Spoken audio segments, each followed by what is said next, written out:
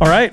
Good day, guys. Wherever you are listening from, we are, again, a little extra cozy today in the Miata as we head towards Tonetown. We have a guest with us today, none other than Danny Underwood. And Danny is a fellow Canadian. So you know the episode is going to be good, a little extra apologetic. We might even cover favorite flannel brands. I'm not too sure.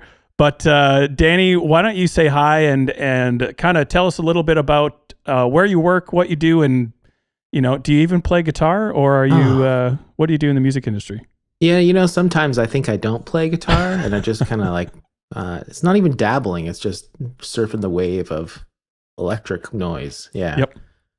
I'm there. Yeah, Canadian. Wow. I actually think our the story of how we met is kind of interesting, but maybe we'll save that for later. But yeah, I'm Danny. I'm a guitar player and synth dabbler. I love synthesizers and knobs and stuff like that. So that all came together. Mostly just like tinkering around at home and recording at home. I've been in bands, but really more of a recording guy. I like that process, which is why I've been really heavy into like making films with myself, because that's sort of all kind of comes together, and doing it all myself is a big thing. 10 years of managing a music store broke my brain, so I quit that, and I'm now a marketing manager for Roland and Boss. So that's my day gig. That's what I do in the daytime, and it's a pretty wild ride. It's pretty wild working for a monolithic brand that is just celebrated the 50-year anniversary. So it's been an interesting trip. Yeah. So, well, that was kind of my first question around that. Is Boss happy being anniversary a company? Maybe some people haven't heard about Boss. It's a little company, Japanese base. Tell us, what do you think? Do you think Boss has a future in the music industry? What are we talking about? Do you think they can grow into being a quite a large company with influence across the world, or is there just no hope for it? Man, if they could just get products in every music store in the world, I think they could make it. They could maybe do it. Hey. Yeah. Just maybe. as a side, I'm curious for all of us. Do you guys remember your first ever Boss pedal? The first one you ever bought. Do you guys have any clue what? Yeah, I think mine might have been a TU2 as well. Yeah, it was a tuner for sure. It's probably like the most boring answer we could get, but I think it was probably a tuner. I think I also got a this would have been early 2000s. I remember working a summer job, and it paid quite well because I worked for a union at Coca-Cola, and it was like the worst job ever, but it paid really well, and I got to drink as much Coke as I wanted to on my shift.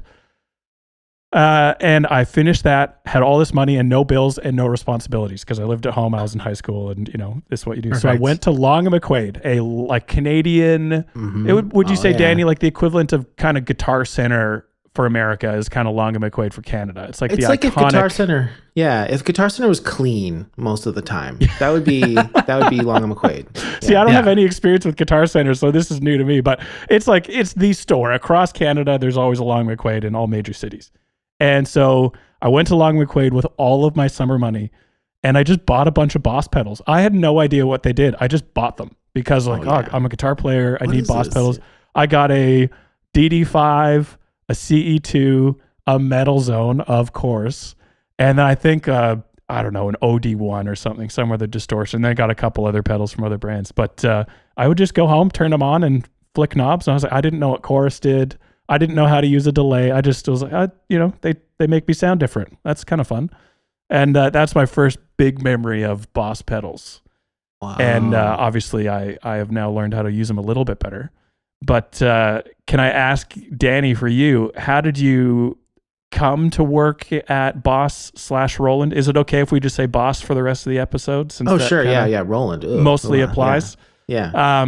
A lot of people don't know. A lot of people don't know that Roland and Boss are the same company. Like, I get that all the time, which it's just funny. Yeah, guitar players. Yeah. I actually bought for Goodwood. We did a Kickstarter in like 2015 for the interfacer, and we ended up funding that Kickstarter. And with that money, we bought ourselves a Roland engraver to engrave all of our guitar pedals. Oh my gosh! And wow, yeah. that was like a bit of a trip for me as well. I was like, oh, I have Boss pedals on my board. I have a Roland engraver right over here on the shelf, and from the same company, different divisions maybe, but same company. Yep. And so, how'd you come to work at Boss? Was this just a dream job? It finally happened. Did you stumble into it? Honestly, it's like the laziest story in the world. So I worked at Analogman Quaid as well. I ended up being the manager of the store in White Rock, which is like a really small store. And I was just bored, like once you become a manager of a Analogman Quaid, that unless you're willing to move to their head office in Toronto, there's not really any opportunities there. And I really, something broke inside me 5-6 years ago where I was like, if I'm not constantly growing, learning, I'm really unhappy. So I'm a lot more tense than I usually have been in my life because I'm a really chill guy. So I was kind of unhappy and kind of stagnating, and I literally was dropping pins that were just close to my apartment at the time. I was just like, where could I work that's like within 10-minute walk of my apartment or 10-minute drive?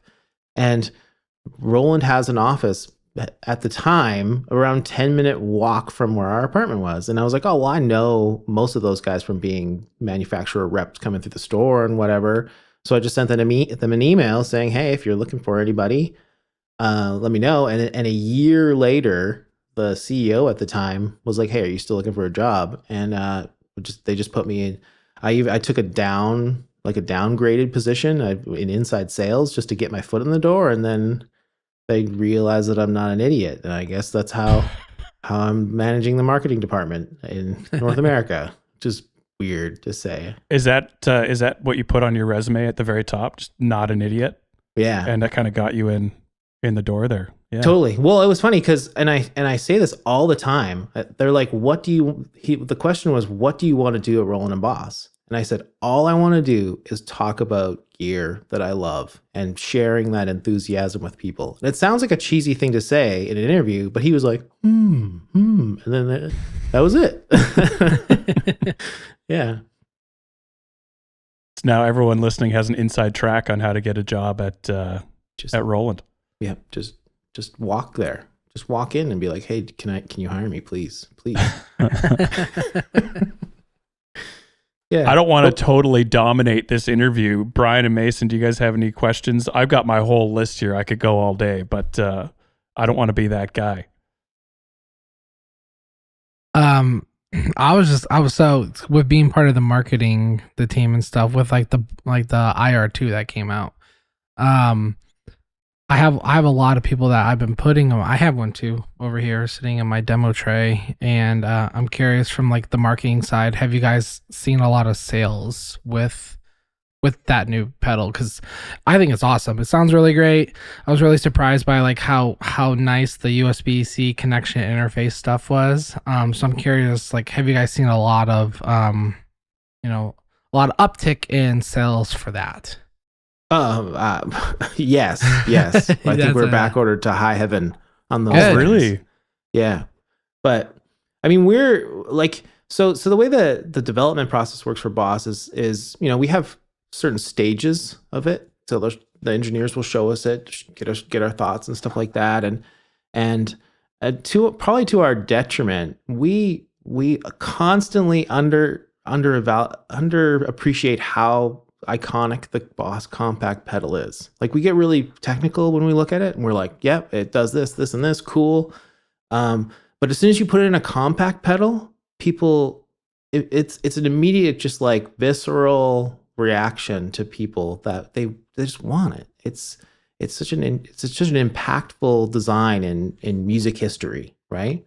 So IR2, we certainly thought it was going to be a banger, but and then the other thing that Boss is really good at is cramming a lot of value inside of something, right? So that, combined with the fact that it seems like the industry was really crying out for a really, really good solution that wasn't crazy amounts of money and very simple as well.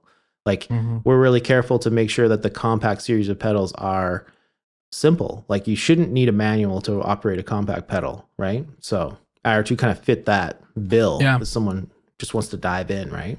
Can you tell us where the IR2 was headed? This is something me and you've chatted about privately, but where the IR2 was headed and where you stepped in and like, guys, you're missing something here. Like, we need to chat about this. Can you tell us a little bit about that story? And I think this is really good, which I was mentioning before the podcast. I think this is great. Oh, nice. We got a cat. We got a cat. Danny, I'm going to lose a lot of people. This talking about tangents. I'm going to lose a lot of people here. I'm a cat person and I like cats. I also like dogs. I'm not a dog hater, but I love cats, man. And this is why they come up, they give you a nice little snuggle, and then, you're good to go. Yeah. That's a total side. And now that we've lost 10,000 listeners, we'll continue on. So tell us about the IR2 and really briefly, we haven't actually said this yet, what the IR2 actually does. Like that's the model number, but what does it actually do? And where was your involvement in this kind of area? And what was the IR1? Yeah, what was? Or the IR0? Well, a lot of people ask us that about why do we always skip one, right? Like a lot of pedals start at 2, right? But basically the idea is the one pedals are always like the sacred first timers. They're always first innovators. So like you have like the SY1, which is the synthesizer pedal. That's the first time anybody's really done a pedal like that. And they were like, this is special enough to be a 1. But IR2 is a cabinet amp and cabinet pedal. Straightforward, just it replaces your amp, right? And we have had products before. The IR200 is kind of like the big brother of that, which is the one with the screen presets and stuff like that. But I mean, Boss. A lot of people are kind of the way Boss develops things is kind of shrouded in mystery, which I love. Which I think it makes for a good story. But it's just normal, like it's normal engineers engineering products that they want to buy, right? It's not really to the point where we're designing products for price points and stuff like that. It's really truly they want to design something that people will love.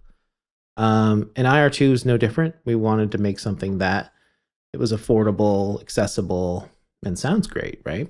So my claim to fame, which I'm very, very proud of this, is we got shown, I don't remember at what point of the development was, but they showed us the mock-up of it. It looked like a gray compact pedal. And I was like, like put my hand up in the meeting or whatever. I can't remember how it came about, but I was like, what does the button do? And they're like, what do you mean? And I was like, well, what does the main stomp button do on the pedal if it's an amp and cab sim? And they're like, oh, it turns it off. And I'm a very, very, very knuckle dragging like style of guitar player. I got brought up on like punk bands and stuff like that, and I play really aggressively, and a lot of times I sing when I play. So I was like, oh dude, I'm gonna smash that button so hard on my pedal board, and it's just gonna be raw fuzz going to the PA. So it was sort of like this one of these things where they were like, well, what should it do? Like, and I was like, well, it can't turn it off so easily because those big Boss buttons are so easy to hit. So I suggested that we do like channel changing. So basically you press the button and it will automatically save the state of whatever the pedal is in. So you have a channel A and a channel B. And it turns out that's one of like the features that people were like, what? That's crazy. And I'm very proud of that. It's crazy. Like it was just like a weird suggestion that was like, how come it does, I don't want it to turn off by itself. I'm bad. Yeah. Just like mini pedals, right? Like I'm going to stomp on all over those, right? Yeah.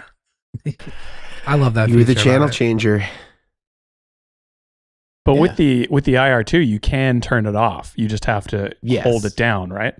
So you can't accidentally, like you're going to have to turn it off on purpose. And for those people listening that have never turned off an amp sim when you're running straight to a PA, Danny alluded to it. It sounds like a can of bees. It sounds terrible and thin and harsh, and all the clipping that you don't want to happen is happening when you turn off an amp and cab sim going to a PA. So you don't want to do that by accident because everyone will know very quickly that you are the guy.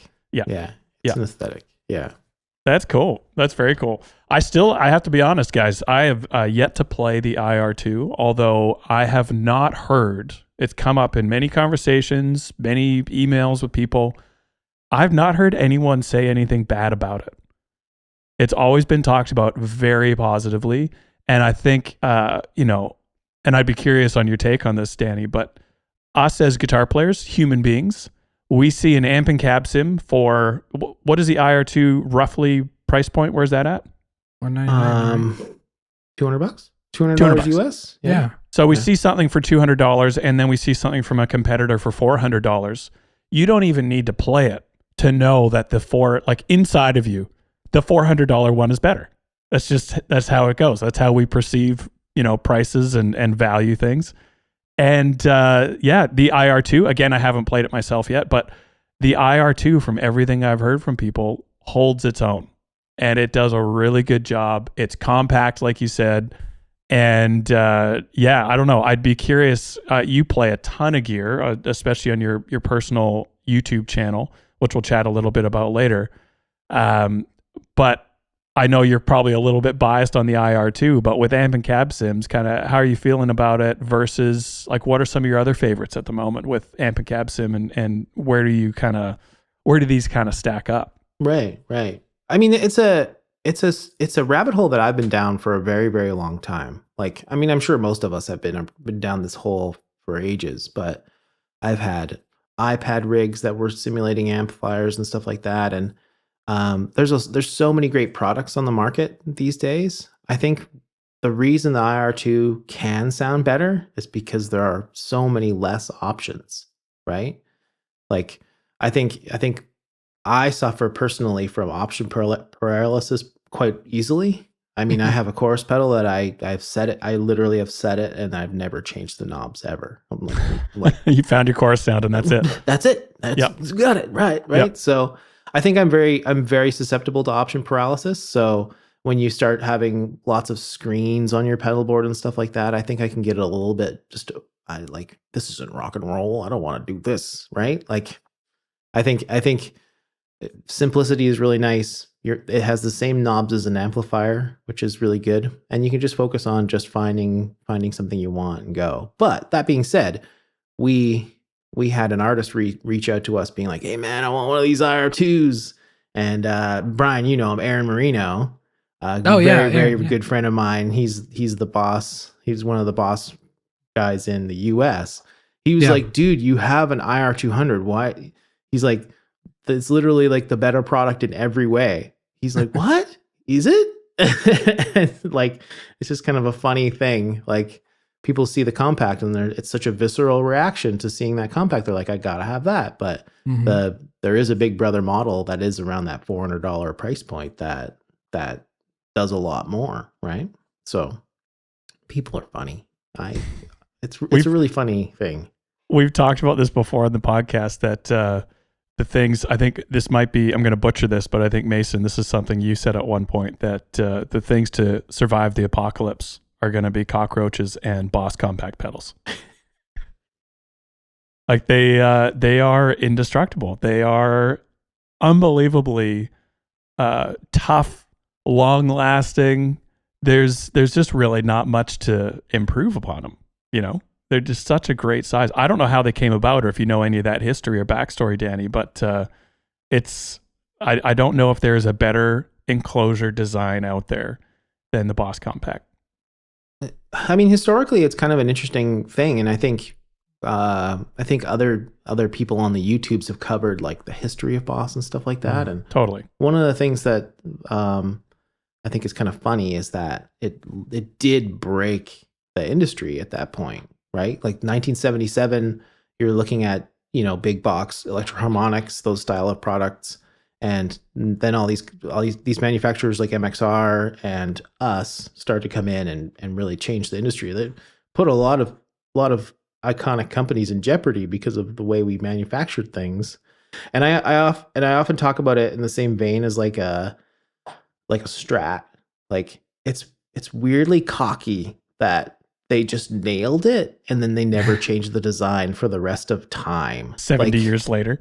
the engineers aren't over in Japan being like, man, how can we improve this box design? What can we do? I mean, I think they added like a rubber strip on it recently to keep the noise down when you clicked it. But other than that, I don't think they've changed anything except for the rubber on the bottom. They've changed the rubber so that you can actually put Velcro on it now. So, oh, nice. yeah. I didn't know That's that. good. yeah. And But I yeah, think it's just this funny thing. Like, yeah, they had an idea and they ran with it, and now we have one of the most iconic things in the world, I think. Not that I'm biased. I guess I have to. oh, of course not. Hashtag biased. Yeah. It's if I'm hearing you correct, then Boss and MXR were the first mini pedals. They were. Yeah. Yeah. Relative to what was out there, they definitely Correct. were. No Although longer I mini. guess you could, I guess they're not technically pedals, but those like Dana Armstrong modules are pretty small.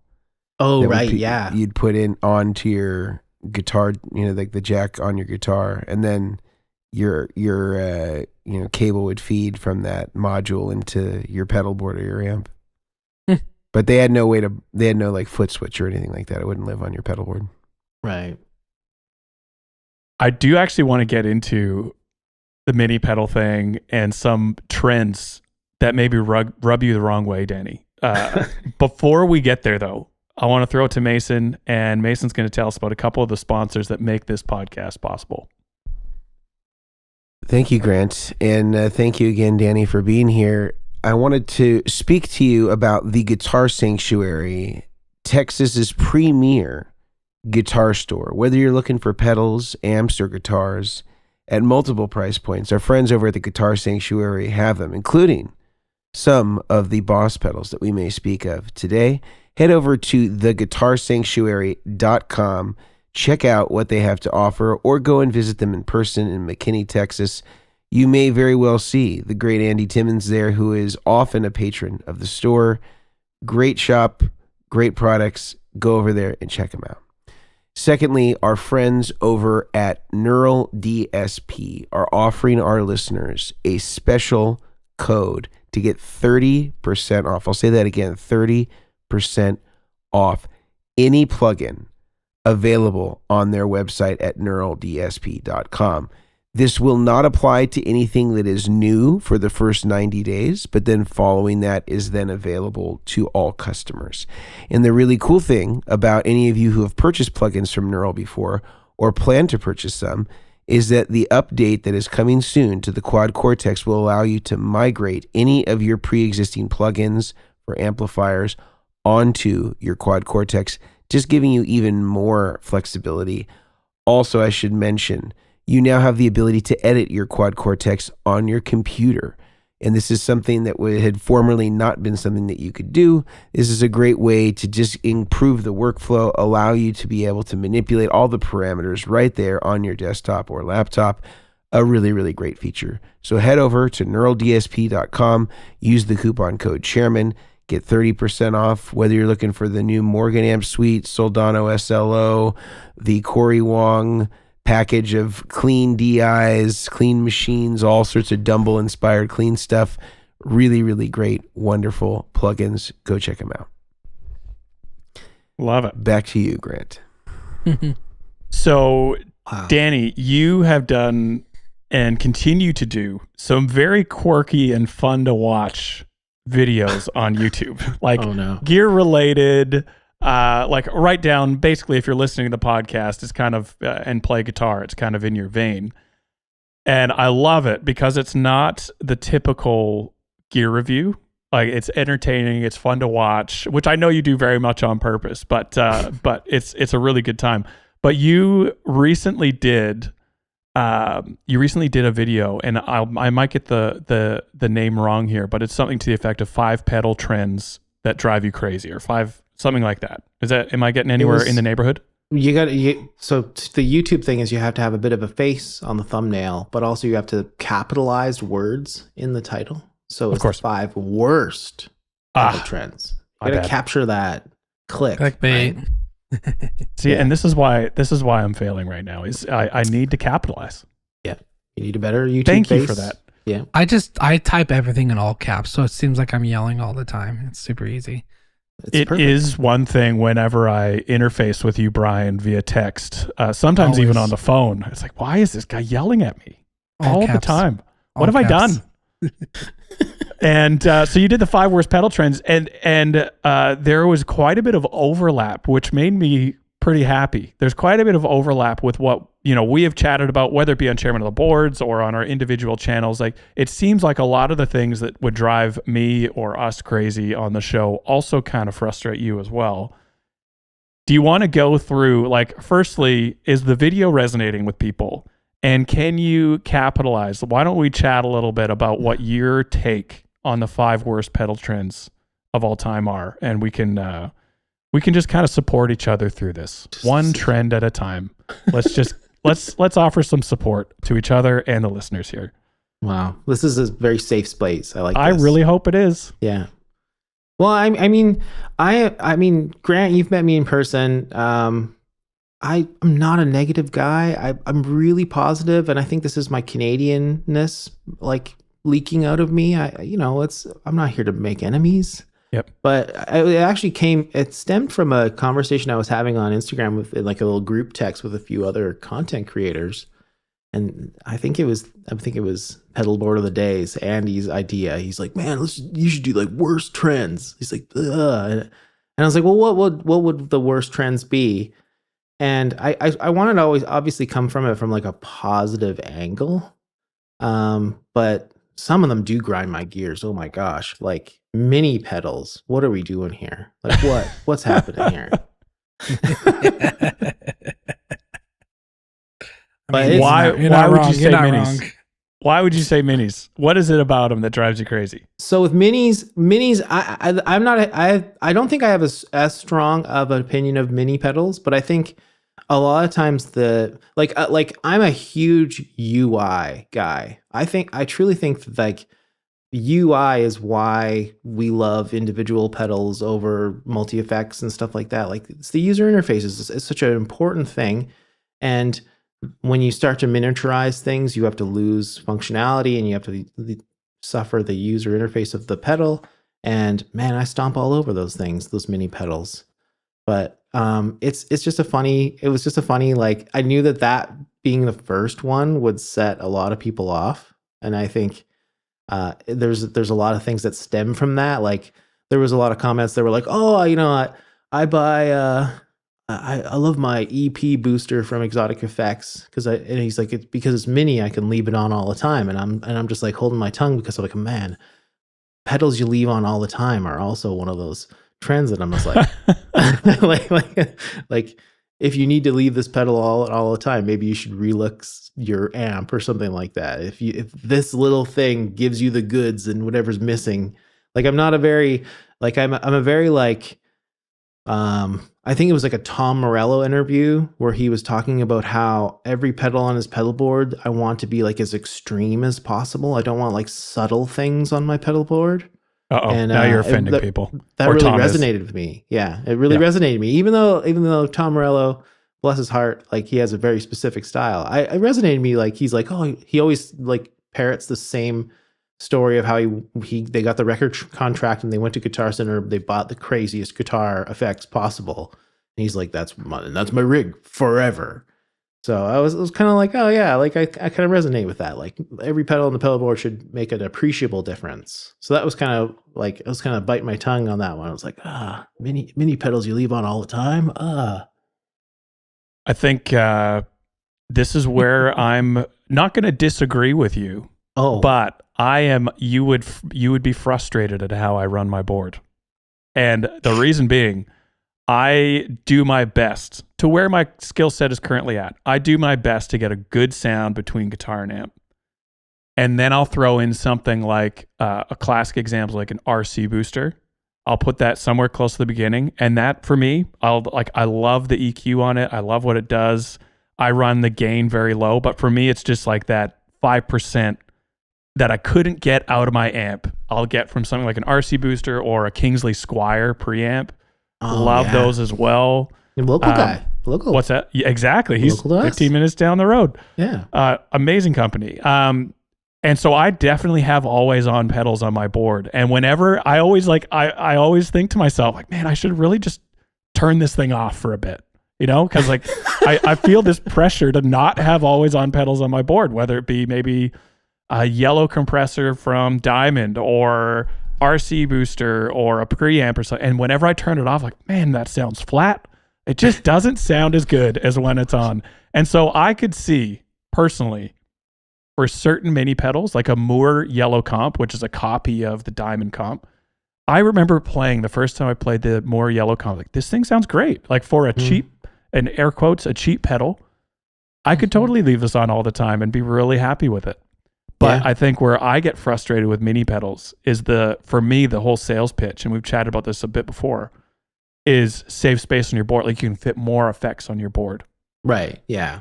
And then when you try and use those effects, AKA like turning them on and off, it's like, I'm going for that one right in the middle, and I'm going to hit one on either side. I'm going to be hitting two pedals no matter what I try, or I'm going to be that guy that's like daintily trying to curve his toe down and get it at just the right angle so I can, while I'm trying to play guitar.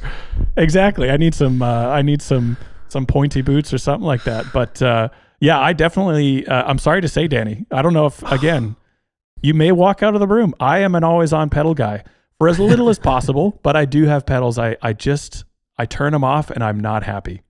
I get it. I get it, man. I get it. And you probably turn all those pedals sideways too, right? Yeah. Just my tuner. Oh my gosh. No. No. My tuner and my volume. Those are the two that go sideways on my board. Yeah. If you could get any more awkward with those things. So when you have like an E, it looks like a W. Like, oh yeah, this is my W my string. Flat. Shoot. The low W and the high W need to be in tune.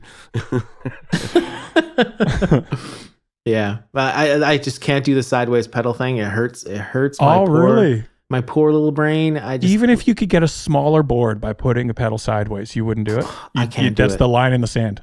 Yeah, I can't. I'm a very aesthetically driven person, and I'm free to admit that. I think the most important factor of buying a guitar is aesthetics. 100%. I will die on that hill. So when I see a sideways pedal, I'm just like, oh no. I got one for you. Lord. I'm going to challenge this. Are you familiar with the Benson preamp? I was doing a layout yesterday for someone. No. The Benson preamp is a 1590B enclosure. So it's like a JHS double barrel, but it has one foot switch off in one corner, 4 knobs off on the other side of the pedal. I was doing a layout yesterday for someone and I put it sideways and the whole layout came together. But that pedal sideways kind of looks, other than the direction of the writing, kind of looks like other pedals that are in their proper vertical position. Does that bug you as well? I mean, I have the preamp. It's a wonderful pedal. It doesn't, I put it right side up because it doesn't matter if I kick the knobs. It seems to always just sound the same. It's very, very subtle in the terms of the way the EQ works. Fair enough. Just like one of the things I cut on that mini pedal spiel I did was, I at one point at the very end of that spiel of mini pedals, I held up a Zvex Fuzz Factory. Yep. Okay. And I was like, and this is, I don't know if we're swearing on this channel, but I was like, in this, and I hold up the Zvex Fuzz Factory, and I was like, and this is something that I would complain about, but it's actually better that you kick the knobs on a Fuzz Factory because that's half the fun. Like breaking the pedal and making it sound like a zipper is half the fun of owning that pedal. So I can understand why Zachary did that. So you accidentally kick those knobs and make. But how does he explain the SHO and the Sequoia and Seek Trem? It's the same layout as that, and those might be less susceptible to just crazy sounds. Yeah, or the box of rock. Even the box of rock is really hard to deal with because it's also horizontal and it's 2 foot switches. Yeah. Right. Yeah, that's right. I forgot about that. Yeah. He's challenging. He's challenging you. The trials and tribulations you got to be of a precise. guitar player. So does the KTR bug you with how the orientation is? I don't remember that one. Which one's that one? So it's the same Klon enclosure as the KTR. Benson, the Klon, the KTR, the red one, Right. that one. Yeah. So how that orientation is, like, I have people that like they'll turn it sideways, and so you can get the foot switch. I'm like, but if you turn it vertically, then you don't have to worry about hitting the knobs. And they're like, no, it's fine. I was like, but you have a switcher, so it doesn't really matter what the orientation is. And like, nah, it's a brain thing. I have to have it this direction. Has to be 45 degrees south of the whatever. It's so Right. yeah. Does that ever bug you? I mean, I don't even think I've seen one in person, so I haven't had the chance to be bugged. Actually, that's not true. A friend of mine brought over a good friend of mine is not super into the pedal scene, and he was like, he brought it. He's like, get out of here, this pedal, and he's like, he brought over a bunch of pedals that he just bought. And he's like, this one sounds really good, huh? And it was a KTR. I was like, well, Yeah. Get on the internet, bro. Like, come on. Like, this is a big deal. Did you adjust the little toggle switch where it says almost always better, almost always worse? That's a buffer, right? Isn't that what's in it? Is that think what that's that what it switch is doing? Yeah. Yeah. Yeah. The funny thing though is that, and maybe it gives it a description of it in the manual, but almost everybody that I've ever seen tests it with the pedal on. So it's already in its placebo. buffered state. And so there's no they're not hearing the difference because what you the need pedal to is do, already Mason. on. And people are next like, April I've heard Fools. people do it and they're like, oh yeah, always better. For sure, always better, and I'm just looking at these guys like they have no idea. They have no The idea. what this is. next April 1st, Mason, you need to do a deadpan video of that switch with the pedal on and talk about the tonal benefits of the different positions. That would be that'd just be it. Mm-hmm. Guys, Yeah. listen, side note. So speaking of the KTR April Fool's edition, I did an April Fool's last year where I photoshopped a KTR to like a teal color, like enclosure, because they only come in red. I kid you not. I had over 1 million views on this one stupid 5-second Instagram reel, and like people are flooding my inbox. Can I buy it? Can I buy it? I let that sucker go for a week. I did not touch it. And then I finally responded back with, please check the post date. And they're like, oh, I hate you. I think I lost and gained a lot of followers that day. But it was just the funniest thing how people are also over color stuff. They're like, I have to have that color. My coworker at the guitar shop, he was not very happy with me because he likes teal color stuff. So yeah, that was a fun little tidbit. Oh, that's amazing. There's a Wow. few pedals you could probably pull that off with, but that's good, man. I had no idea you did that. That's smart. Oh yeah. It took a long time to Talk about Photoshop. clickbait. Yeah. Yeah, winning the internet. You did it. Yeah. What were some of the other top trends you hated, or the worst? Sorry, I don't want to use the word hated The worst. frivolously here, but what were some of the other pedal trends on the video that drive you crazy? I mean, certainly the one I think that struck the biggest chord as far as the comments go. And again, back to like UI, trim pots and dip switches inside of pedals that are major features, right? And I blasted the Cattle and Bread Dirty Little Secret because it's one of my favorite overdrive pedals of all time. But the presence control is inside the pedal, along with the switch that switches between the super lead and the super bass mode. And it's always like made me crazy because I'm a chronic amp switcher. I use the basically amps live different parts of my life, and I bring my pedal board to the amp, right? So if you're plugging into a Princeton or plugging into a Hiwatt or something like that, you need to control that presence control. And it always made me crazy. So I externalized it, and I showed people on the video like, oh, you just externalize it that way. But I definitely struck a chord with people. And I think it's indicative of like the way our industry is that manufacturers are really kind of, I don't want to say struggling for ideas, but certainly we've plateaued in certain areas of the industry, and manufacturers are trying to add features, but also you add too many features and people are like, hey, I didn't want to buy a Boss multi-effect. What is this? Like, so I think it kind of was an interesting way to gather some feedback on the way people feel about internalized functions, right? I'd be curious, Mason, on your thoughts on this, but I know for me, like with us, we only do junction boxes. We don't do any effects. And for me, if people want everything, they want the kitchen sink. And then I follow up, I'm like, how's it going? How's this feature? Like, I was like, oh, I haven't touched it. Like, everyone wants everything until it's on their board and they use like one or two things. And I'm curious, Danny and Mason, from your point of view, like how you guys find that balance of, I want this to be feature packed right up until the point until it's, useful and people will actually use what I put in. But if I pare back the features to what I know people will mainly use, they're going to say I'm crippling the product and just trying to, get it down to certain price points. And that's why I took this out and that. And so I'm curious how you guys do that with your products. Like Mason, you do a whole range of obviously effects and stuff. How do you guys decide what goes in and what makes the cut and what doesn't as far as a feature list goes?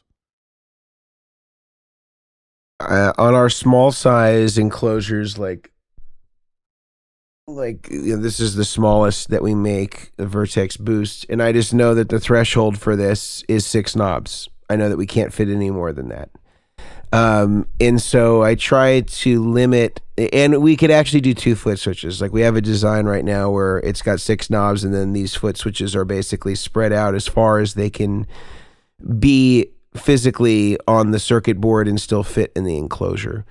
And we just know that that's the max that we can accommodate. And we know on the backs, the max that we can accommodate is 2 jacks and an 1/8 inch, which you see is already drilled in this one. And so, we know for this size, these are our limitations. And in some ways it can be liberating, in the same way that the Boss compact size, like they know that parameter. And so when they're designing, there's not a consideration for other things that are beyond the scope of what the mechanical size of the pedal is. So I kind of operate with that in mind. I know that these are the limitations, and I don't usually do hidden features. I think that like on our very first Boost, the Mark 1, there was a dip switch inside that wasn't really, it was a hidden feature, but it wasn't something that would ever be manipulated in real time. It was basically like, do you want the expression or volume pedal to be always on, or do you only want it to come on when the boost is engaged? And that wouldn't be something that somebody would manipulate on the fly or based on the amp that they had. Like that would generally be like a baked in thing that somebody would want to, they'd want chocolate or they'd want vanilla, That's the way I would approach stuff that needed to be adjusted internally, because I'm of a mind similar to what Danny has said, where it can be really frustrating if there's a variable that needs to be manipulated for your context and you're having to open it up or whatever it is to have it to be adjusted. So I don't typically like that. I mean, like the King of Tone, I think, is a good example as well, where it's got a lot of dip switches in it that do drastically alter the tone. And as somebody currently with that pedal, I'm struggling to like it, especially with both channel. I mean, like I feel like I need both channels on in order to get enough gain where it really feels like it's a real overdrive. But to do the A/B testing, it's difficult to have it connected, to have it flipped upside down, to not disrupt the knobs too much, to be able to like that would be to me much better if he went Chase Bliss, or something like that. I was just going to mention Chase Bliss. Yeah. All the dip switches outside of the pedal. But I can understand too, that's not his, he's analog man. He disables his microwave clock and the digital clock on his oven, like he's not going to do that. Right. Yeah. I don't know. I'm going to be honest. I don't know if that is just a hidden thing that about him, or if you're being facetious. But either way, I mean, Analog Man. I don't know. I just think it would be cool if that were the story, like on his Wikipedia page, like all throughout his house. He's just like, he's got those flip clocks everywhere. Yeah, like on his and his car. He disables the digital clock. That's funny. Yeah. I mean, he's been very vocal about Boss switching to surface mount for sure. I know that he doesn't like it. I mean, it's really hard, and I would never throw shade towards him because I think part of the reason Boss has had the staying power is because he has, created an industry of modding Boss pedals. I mean, that would be why he doesn't like it. It's way harder for him to now make changes to them on surface mount.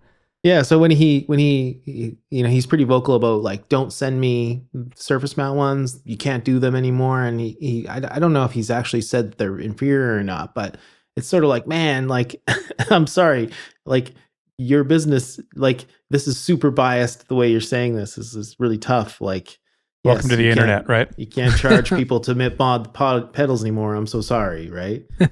But. Well, I think it's 100% driven by that, because it is still possible to modify Boss pedals with surface mount. I mean, like all of our pedals, for the most part, I'd say 90% of them are surface mount, and the only places where they're not is like in critical places where there isn't an equal, or there just isn't a product for that in surface mount.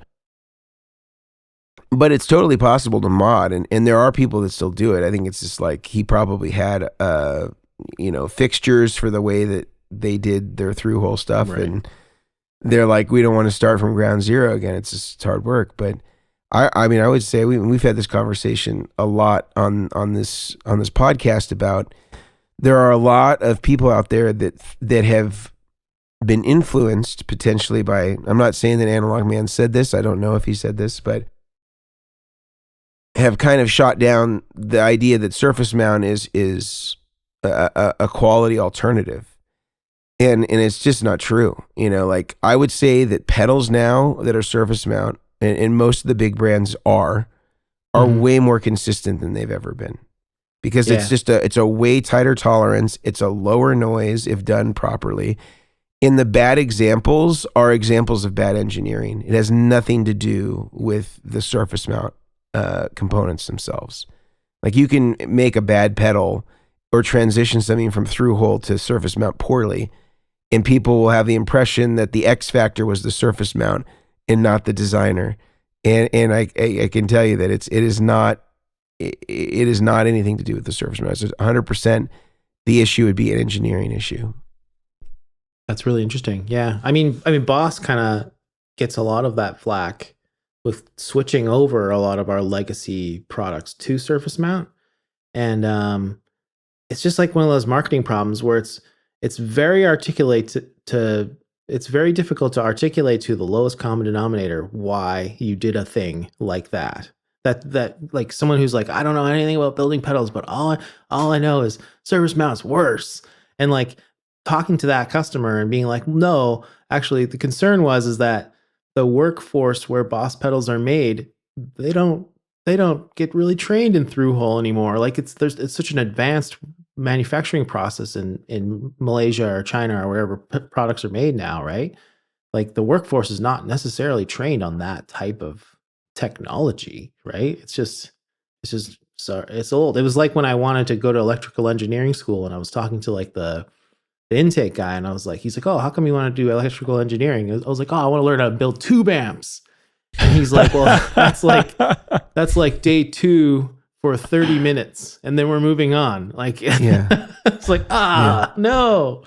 Yeah. You need an electrical engineering course from like the 60s, right? Yeah. I need the what is the books? There was like a Keith kit. Is that what it was? I can't remember what it. Yeah. But it's an interesting conversation for sure. The surface mount versus through hole. I get it. I think my rebuttal to people, and I have and many people at Boss have so much respect for people who modded Boss pedals. Like we love Josh Scott. Like Josh Scott's a bud to us. But my rebuttal always is that if you're down the rabbit hole of wanting to mod a Boss pedal, nowadays, it's not really that much of a stretch to get some PCBs from someone and just build the pedal from scratch. Like it's not that much of a step, and then you can get into the whole process and kind of learn a lot, right? But no one listens to me. Last thing on sorry, you go, Mason. I cut you off. No, I think that the idea of modding pedals now, it's interesting. I don't know that I considered that 20 years ago, when this really became fashionable, with the Robert Keeleys and the Analogmans of the world, that there was a lot less infrastructure for DIY, and now there's a ton. And there are easy ways to get into it, whether you're doing the build your own clone or whether you're doing I forget what it's called, something guitar gadgets. It's like 3Gs. Right. They have kits. Stuart McDonald has kits that are like curated by Josh Scott at JHS. So there's so many more resources now where you can start to get proficiency, because when I started learning how to do pedals, a lot of it was doing mods and repairs to Boss pedals, Ibanez pedals, and stuff like that, because those are sort of the easiest to make changes to, and those circuits, were very well known. It was easy to find information about them without having to be a registered service technician where you could get schematics, because it wasn't as easy to get schematics in the late 90s, early 2000s for stuff, unless you were a repair center. And so this stuff was really easy. Again, all surface mounts, so super easy to get into if you didn't have any experience before. And it would be considerably harder now with surface mount for sure. I want to chat about the favorite Boss pedals, especially from you, Danny, who a lot more probably about the history, what's come and gone, and all that. And maybe even, I'm just going to throw this out there, maybe even a little bit about what's to come. I don't know what you can or can't share, but I'm hopeful. Oh wow. Although I'm prepared to be disappointed. Before we get there, though, I want to throw it over to Brian, and Brian's going to tell us about the last couple of sponsors that help make this conversation and future ones actually happen.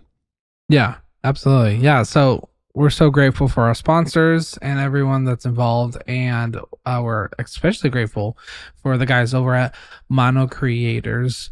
Monocreators.com. They have a discount code. It's CHAIRMEN for 10% off. We talk about them all the time, about the plethora of gig bags and soft cases and pedal boards and everything you can think of. They have, from their new thinner stripped power supply units to their rail system boards, carbon fiber boards. They just have so much great stuff. I have multiple backpacks that I use of their stuff, and I've had them for years. So go check them out. Save 10% at monocreators.com with that discount code Chairmen.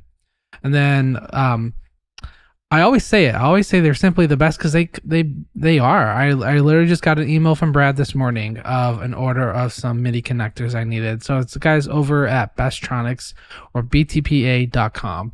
They have a code DACHAIRS, DACHARS, for 10% off as well. So go check them out.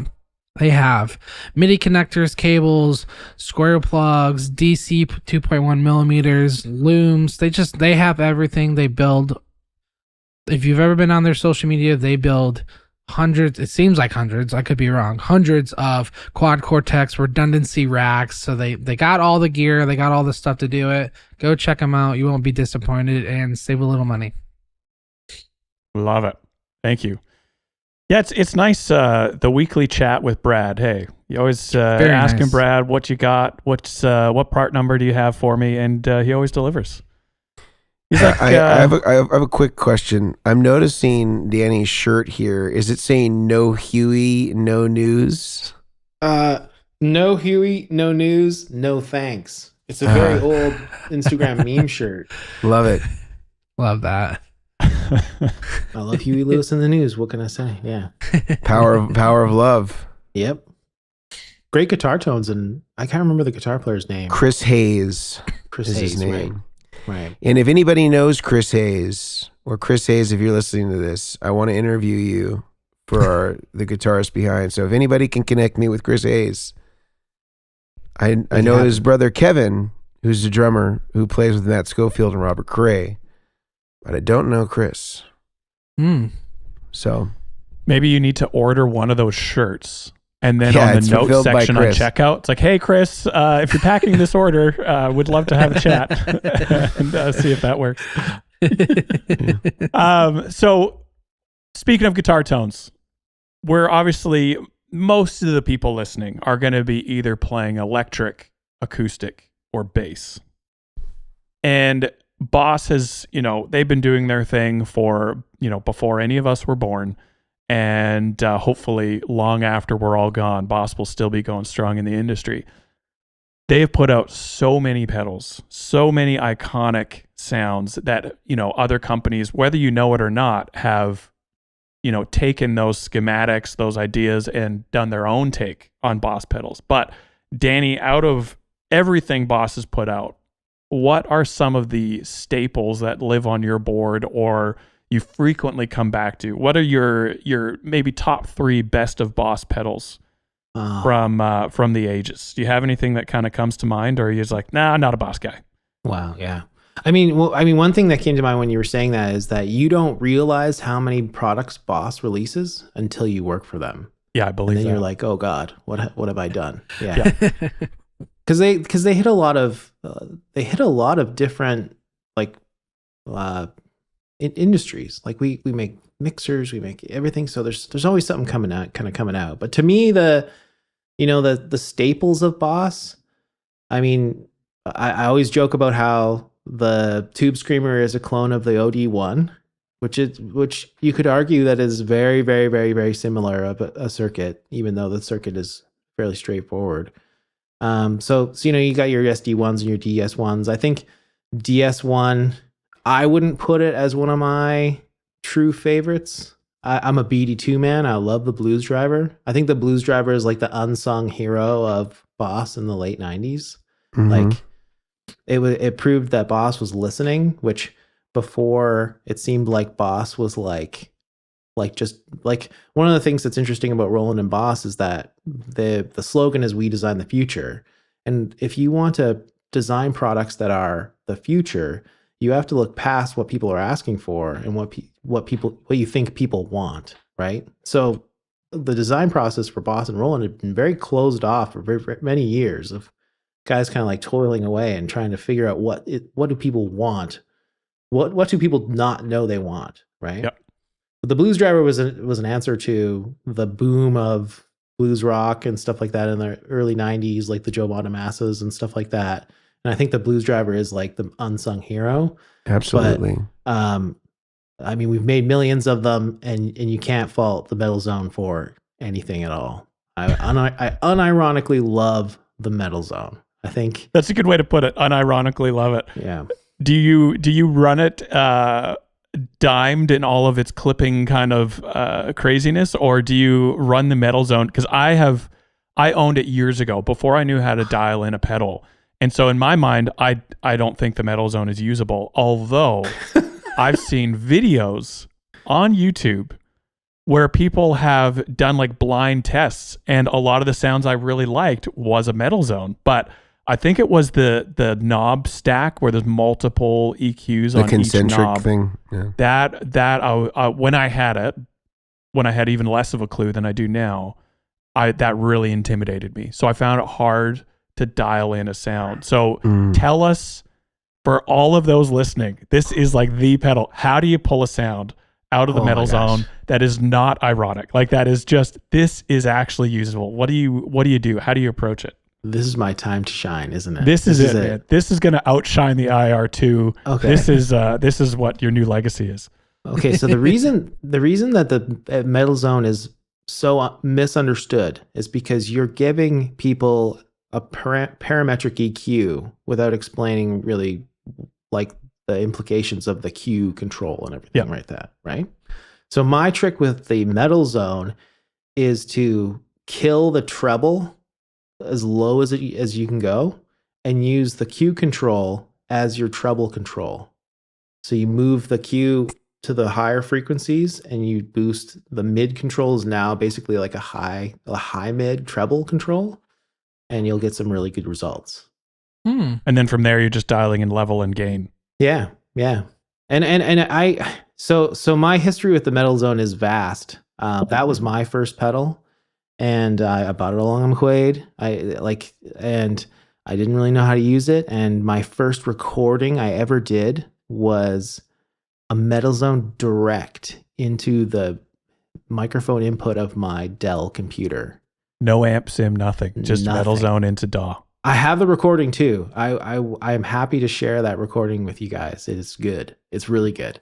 It was like a history project where I wrote a song that encapsulates the feelings of World War II, like the lead up and the conflict, and that's amazing. And it actually doesn't sound super bad, as bad as you'd think it would. A direct to Dell computer would sound, but and so I've always had that pedal in my collection, and you know, every once in a while you plug it in for a laugh or whatever. But I was lucky enough to get to go see Biffy Clyro, which is a Scottish band. And it's like, man, this is the hugest sounding 3-piece I've heard in a long time. And that frickin' Simon Neil guy runs a vintage Strat into a Metal Zone, into a vintage Marshall.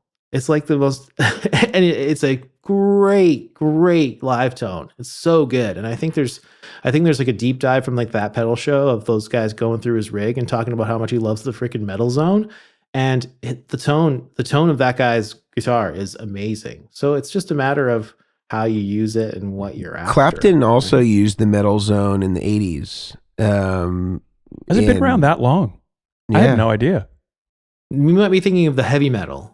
Oh, maybe it was the heavy metal. Yeah. The MT2 came out in 91, and then the heavy metal was before it. Okay, so it must have been the heavy metal. Yeah. It must have been the heavy metal then. But I remember there was like a Boss overdrive or distortion that was like not particularly, wouldn't be considered sexy in today's world, but was like part of his rig back then. And I think David Gilmour too had a heavy metal.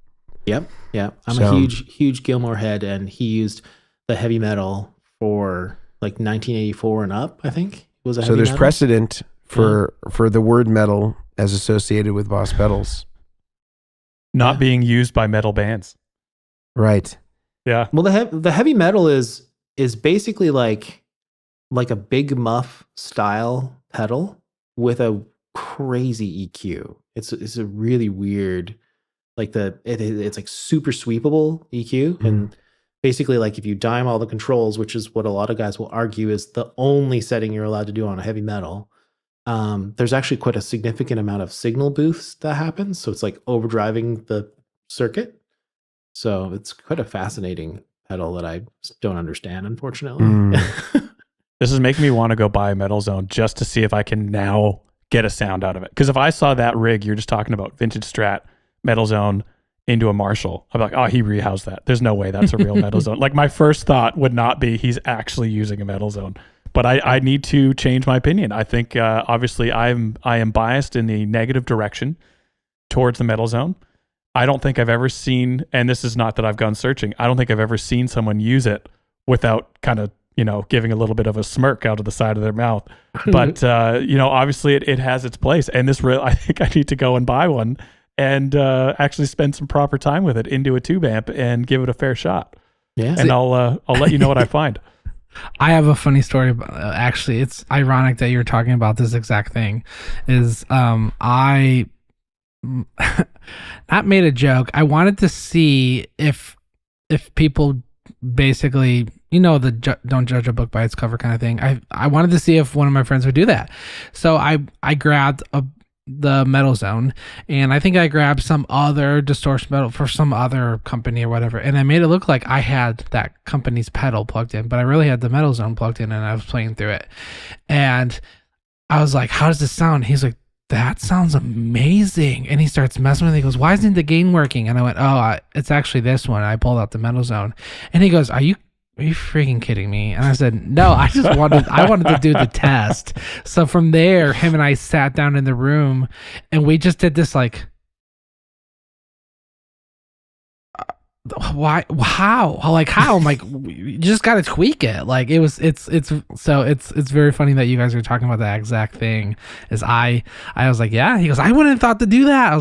He's like, why do I want one now? I was like, I'm just saying, it was such a funny story. It's ironic that you guys are now talking about. Well, was it Danny? I know you know him. Is it William John Benetti? I think he has an Instagram handle. Also Canadian guy. he did a video where, and it was just on Instagram, and it was just a quick one where he put, I think it was a Klon on the he screen. borrowed a friend's Klon, yeah. And then he's playing guitars, like, man, this like sounds awesome. He's dialing up all these tones. And then he basically removes the Klons, like, actually, you were just listening to a Metal Zone. And the comments below that as well, like, same thing. And I think that's what we're really good at in this industry, is listening with our eyes. Oh. And then we kind of, make our case for it later on. And then when the eyes are removed and you actually have to use your ears, a lot of these pedals, like ones that you would never consider to be good, actually sound amazing. Or you're tricked into thinking they sound amazing, without having the actual pedal in front of you. But it is interesting, like, if you think about the money that we could all save if we just listened to a pedal for what it was, rather than making a quick, fast judgment on what we see. Our pedal boards would be probably arguably a little bit more boring, but they would sound just as good. And, we'd be getting great tones. The amount of times I've considered putting that Digitech RP50 I've talked to you guys about. Yep. That the $25 pedal. I bought for $25 on Marketplace, and I dialed it in. 15 years ago, I had no idea what I was doing, and I thought it sounded great.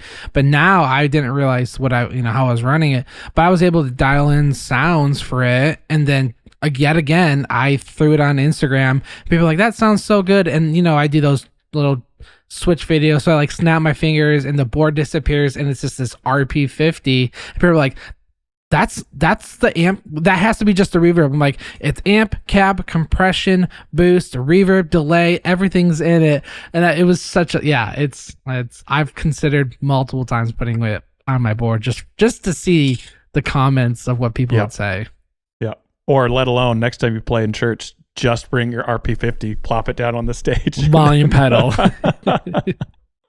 I still do want to hear, though, if we can, Danny's top 5 Boss pedals. Yes. Because I agree with the Blues Driver thing. And one thing that people don't realize, and I think I'm remembering this right because it's been a long time since I've worked on one, but I think it's 100% Class A. It's all discrete, which is unusual for most overdrives these days. And even when it was made at that time, there wasn't much out there that was, all Class A. So people maybe don't realize that about the BD2, which is pretty, I think, unique to what that is. And I would say it's not, obviously it's hard to create a differentiator in analog overdrive. There's only so many ways you can produce distortion. And so we invariably end up treading in places where there's already been some stuff done before. But I would say that is actually a pretty unique circuit. And even with the new Keeley stuff, I think the Muse driver or the MK3, it's that Blues Driver thing. And there's a special place in my heart for a 2 and 4 position on a Strat.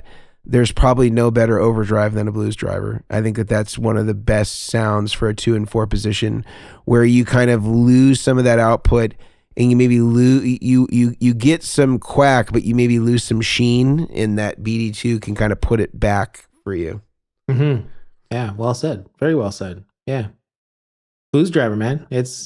I did a video about maybe it's poorly named because it can work in a lot of situations, right? It might be the wrong name for that thing, right?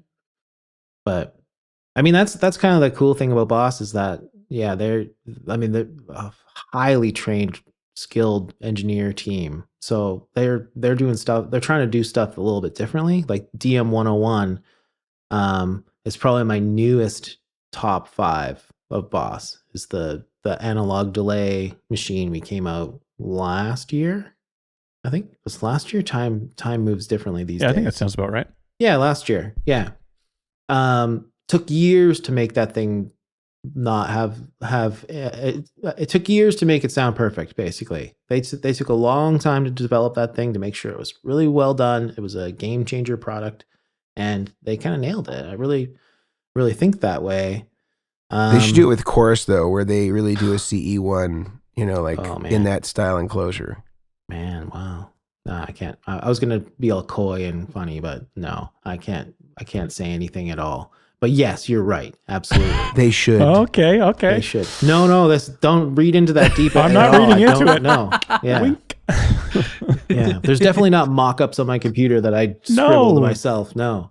No, not at well, all. Mason hit on something there. Yeah, great. Okay. Well, that enclosure resembles most closely that, kind of what the CE one was. And I don't mean to derail your top 5 list, but I do think the boost idea was really cool, because I think like one thing that Boss as of late has been really good at is they look at the marketplace and maybe how it's adapted around a product, and then maybe incorporate some of those popular mods in, let's say, a Waza edition, like as it relates to the Blues driver, right? There's been a lot of different modifications that have gone on with that circuit. The Waza craft incorporates not only the essence of the original, but then maybe some of the derivatives or things that people liked about some of the common mods out there. Equally, there was a ton of people making Boss preamp sections out of the CE1, for example. And so that booster, which gives you the ability to isolate the preamps out of a Roland Space Echo or from a CE1, and being able to have that as like its own standalone thing. Like, I think that's a really cool thing. That kind of, again, looks at the broader marketplace, that there's people that are interested in that, and then kind of brings it to an audience that, is going to be interested in Boss pedals and maybe isn't aware of these boutique alternatives or things of that nature. So I think that was a really cool idea. Right. Oh, well said. Yeah. I mean, it was like one of those things where we were like, we don't even have a boost pedal in our lineup, really. Like, we have a huge lineup of pedals, and we're like, well, there's no like standard boost pedal. We should do that, right? Mm-hmm. So yeah, cool. I mean, that would certainly lead into my one of my top 5s is absolutely the C2W, the chorus. So when we released the boost preamp, the first thing I did was like park them next to each other and be like, we did it. We're together. But it's funny how those things can take those stories can take root, and people are like, oh, the key to John Frusciani's tone is the CE1's preamp. That one little thing in the signal chain of a million other things. It's like, that's the key. I think that's BS, but it's cool. It's cool to be able to isolate. Right, like that. Like, that's the thing. Those stories. We were all intrinsically attracted to stories. So whether it is or not, it doesn't matter to a certain extent. You're sort of like, oh, like I got it. Now I got it. Now I can have that sound anytime I want. Right. Right. So. Yeah. I think one of the things, talking about limitations on pedals, one of my favorites that I would pick over the CE2W is the Dimension C. And I love the Dimension C. Obviously, it sounds great, but I love the Dimension C for the fact that you have to be limited. Like, you can't spend time fine tuning because it doesn't have any knobs. For those that are listening, you get like 4 push buttons, and you can select one, or you can do, I guess, combinations if you really want to get crazy. But button 1 through 4, and you get to pick your predetermined or preset chorus sound, and that's it. And I love that, because you basically just, you get very limited sounds in a good way, and then you just have to go and play guitar. Like, there's no option paralysis. You just got to play your instrument. And I think one of my biggest frustrations nowadays is that we have not a lot, but we have a good portion of the industry with gigantic boards. And I've been there myself. And more of your time is spent dialing up sounds than it actually is picking strings on the instrument and actually playing guitar. And that's one of my biggest kind of irks about what's going on. So when you come across pedals that are so basic, you just can't spend more than a few minutes, dialing them in. And then you just gotta start playing guitar. I love it. And that's probably why the Dimension C is one of my all-time favorite Boss pedals, is for its limitations. Cool. Yeah. I mean, if it's good enough for Prince, it must be, And it had a lot of Boss pedals in series. In the case of Prince, it was like, 15 or something like that. Right. Crazy. Yeah. He loved.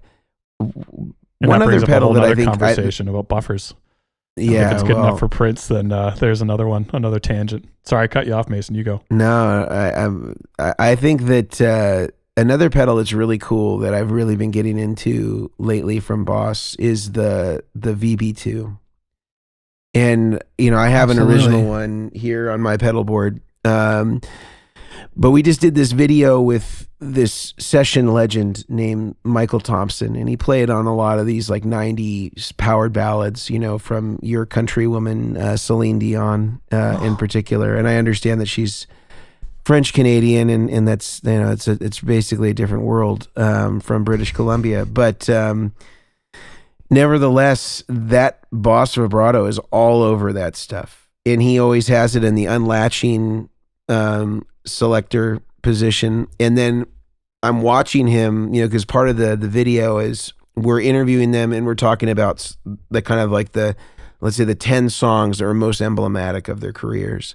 And then as we finish the conversation about each song, they play to the original multi-track with the guitar stem removed. And so he's playing these layers and he's swelling the volume pedal and then stepping on the vibrato in the unlatched position as he swells. So each trail of the delays has this warble of vibrato printed on it. And it was the coolest thing. And I was like, man, this is like, I would never thought to do that. But that was like a great use case for this latching feature, this unlatching feature. So he'd be doing 2 feet, if I'm hearing you right. 2 feet, yeah. One so foot you have on one on the volume, the other volume, one and then holding the other the- one stepping on the vibrato, No just to way. print that on the decay of the reverb and the delay trails. That's Wow. awesome. And he's like, an evangelist of this pedal, and has kind of made his career as far as sort of ambient textural stuff, especially as it relates again to like 90s power ballads. And he's like, this is the one, like this is what I use. And he was using the VB2W, and he was like, yeah, this is better than the one that I had, because he's like, the one that I had like was way noisier. Like this is way quieter, but it sounds 100% the same as the original, and so it was a good endorsement for the Wazacraft. Now I do have the original. I haven't compared it to the Wazacraft, but his word is good enough for me. It's awesome. Is that video out, or is that coming up? No, it'll probably be a few weeks before it's out, but if you're interested in it, I can send you some previews, and you can really see how he's manipulating it, where it's like both feet, at the same time, like this is swelling and this is like holding, at the same time. That's awesome. That's so cool. That's Yeah. so cool. Yeah.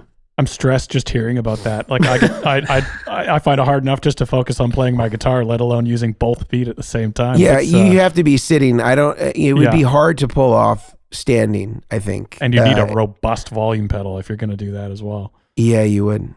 You Yeah. would. That's With a big- very cool. Big sweep to it. Yeah. Oh, that's Any amazing. any last favorites here, Danny, or anyone else before we finish up the podcast for today? Oh man,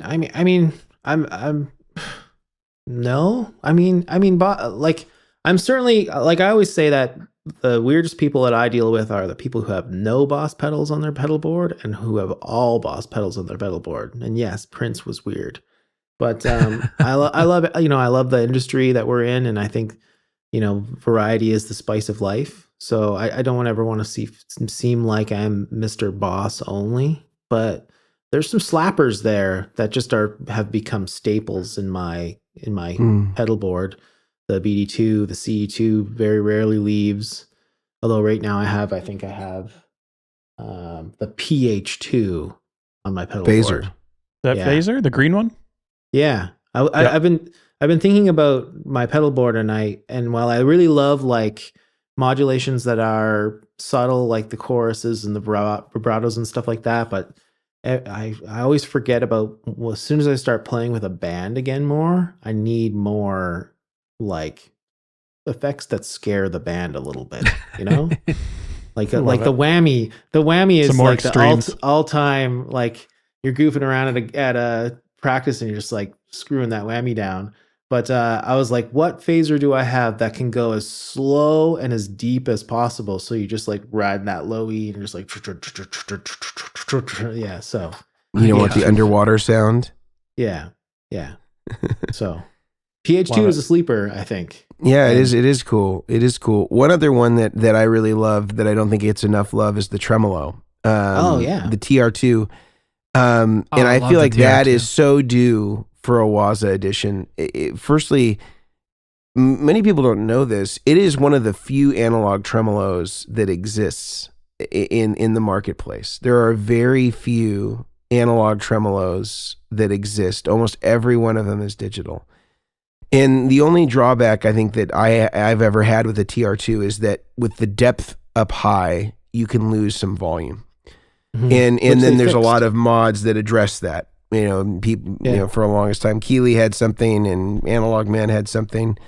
And I think now Exactone does something to them, and they have a process for the through-hole versions versus the surface mount, I believe. We actually fixed that. We addressed that. Oh, you did? Okay. Yeah.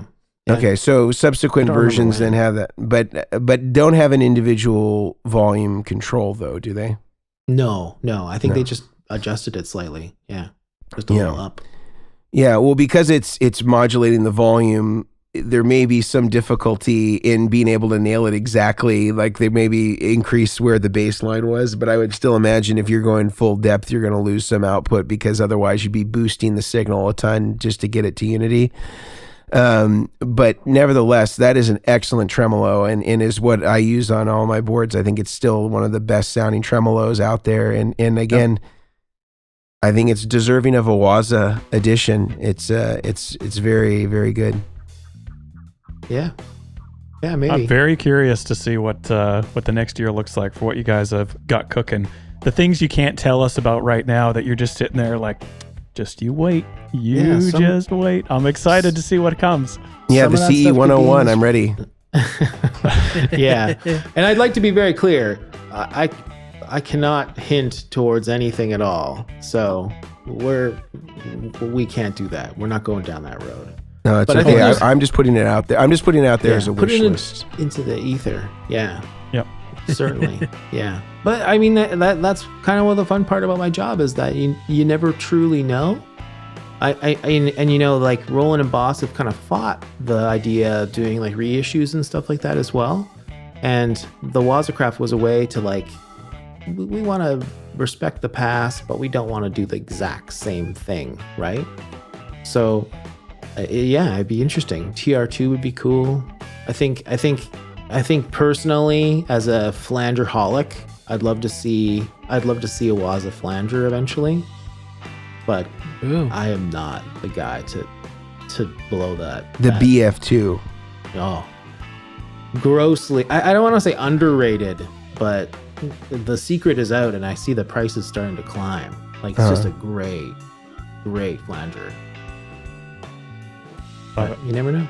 Yeah, time will tell. Could be like in front of me right here. You never know. Yeah, you never know.